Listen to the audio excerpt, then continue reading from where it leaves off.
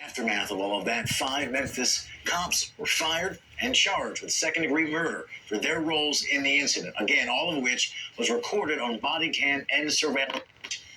Here's Tyree's mother as she spoke during a press conference yesterday.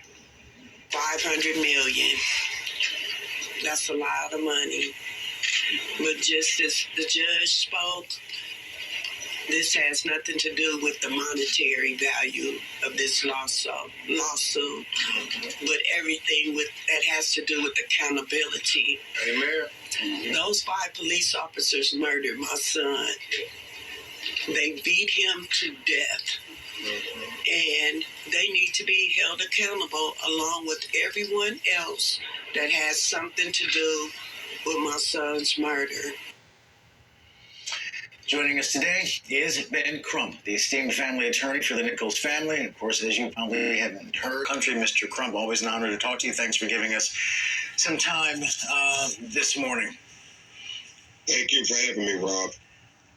The word that often gets used, of course, is accountability. Justice really isn't possible because nothing really brings back those we've lost. But at least there is some sense that people will be held accountable for what they they've done. What is the family's expectation for where this lawsuit will realistically go?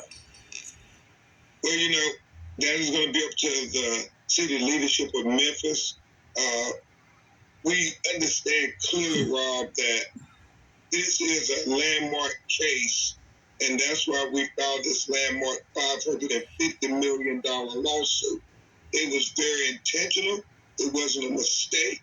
This is not just about getting justice for Tyree Nichols, but it's also about the conduct, the savage beating, taking his life out of his body when he was just saying, "What did I do? And I just want to go home."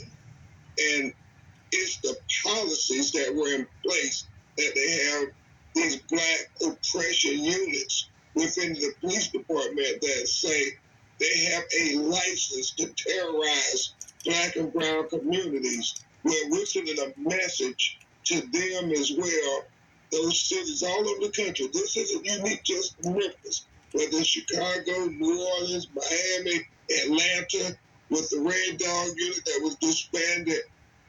If you don't change these policies and you have a Tyree Nichols in your city, then we're going to come to you next. We want to make it a financial impediment to kill black people unjustly in America when you're wearing a gun and a badge. And to be fair, in some cities, not all, to your point, we're seeing these units get disbanded. We're seeing the Fed step in with various consent decrees and investigations. Louisville comes to mind.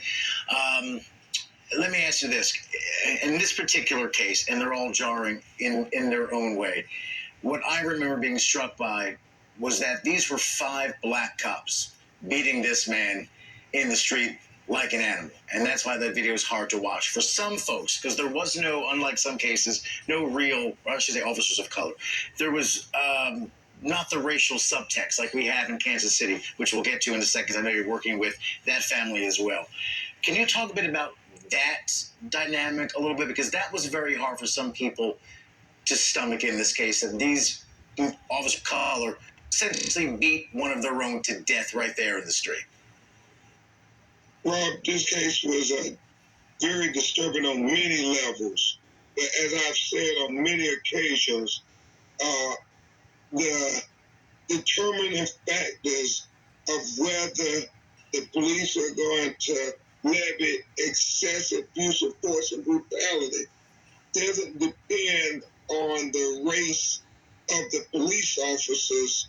It depends on the race of the citizens. And that has been, detailed in many cases and many lawsuits. This propensity to trample on the constitutional right of people of color versus doing those outrageous, egregious things to white citizens. We don't see